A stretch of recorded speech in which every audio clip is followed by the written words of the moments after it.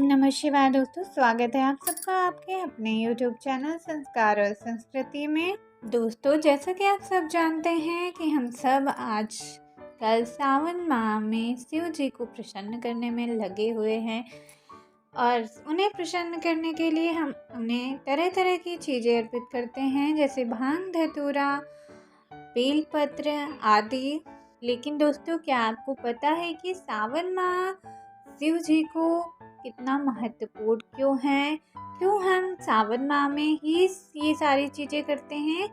तो आज मैं आपको बताऊंगी कि शिव जी के लिए श्रावण का महीना इतना क्यों महत्वपूर्ण है। दोस्तों, हिंदू के धर्म ग्रंथों में श्रावण की माह की विशेष महिमा बताई गई है और कहा गया है कि श्रावणे पूजित शिवम, अर्थात श्रावण मास में शिव पूजा विशेष रूप से फलदायी है। पूरे माह शिव भक्त भोले भंडारी की उपासना और सोमवार का व्रत करते हैं। कुंवारी कन्याएं श्रावण के प्रथम सोमवार से 16 सोमवार का व्रत प्रारंभ करती हैं। वह शिव पार्वती से अपने लिए अनुकूल वर प्राप्ति की प्रार्थना करती हैं।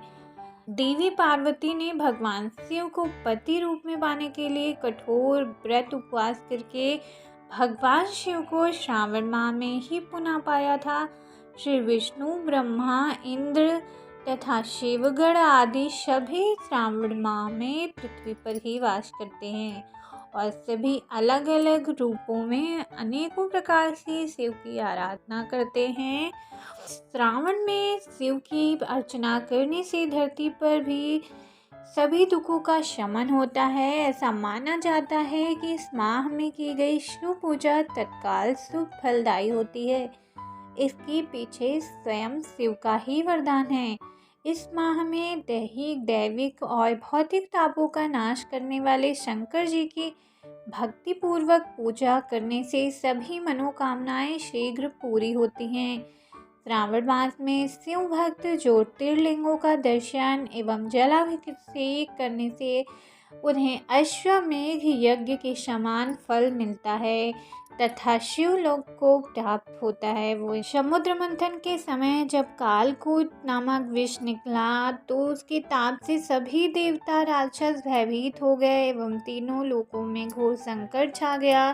लोक कल्याण के लिए शिव ने इस विष का पान कर लिया और उसे अपने गले में ही रोक लिया, जिसके प्रभाव से उनका कंठ नीला पड़ गया और वे नीलकंठ कहलाए। लेकिन विष के ताप से व्याकुल शिव लोग तीनों लोकों में भ्रमण करने लगे और उन्हें कहीं भी शांति नहीं मिली। अंत में वे पृथ्वी पर आए और पीपल के वृक्ष के पत्तों को हिलता हुआ देख उसके नीचे बैठ गए, जहां उन्हें कुछ शांति मिली। शिव के साथ ही सभी देवी देवता उस पीपल वृक्ष में अपनी शक्ति समाहित कर भोलेनाथ को शीतल छाया और जीवनदायिनी वायु प्रदान करने लगे। चंद्रदेव ने अपनी पूर्ण शक्ति शिव जी को शीतलता देने में लगा दी। शेषनाग शिव के कंठ में लिपटकर उस कालकूट विष के दाहकत्व को कम करने में लग गए। इंद्रदेव और गंगा जी निरंतर उनके शीश पर जल वर्षा करने लगे। ये जानकर कि जहर ही जहर के असर को कम कर सकता है, सभी देवता भांग धतूरा, बेलपत्र आदि भोलेनाथ को खिलाकर उनके विष के ताप को कम करने का प्रयत्न करने लगे, जिससे शिव जी को शांति मिली। इस प्रकार श्रावण माह की समाप्ति पर शिव जी पृथ्वी पर ही रहे। शिव ने चंद्रमा, पीपल वृक्ष, शेषनाग आदि सभी को वरदान दिया कि इस माह में जो भी प्राणी मुझे जल, गंगा जल, बेलपत्र, पुष्प, भांग धतूरा, दूध आदि अर्पित करेगा, उसे संसार के तीनों प्रकार के कष्टों से, दैहिक, दैविक, भौतिक से मुक्ति मिलेगी, साथ ही उसे मेरे लोक की प्राप्ति भी होगी। तो दोस्तों, आपको हमारी ये जानकारी कैसी लगी कमेंट करके हमें ज़रूर बताएं। अगर पसंद आए हो तो अपने दोस्तों में शेयर करना बिल्कुल ना भूलें। नमस्कार।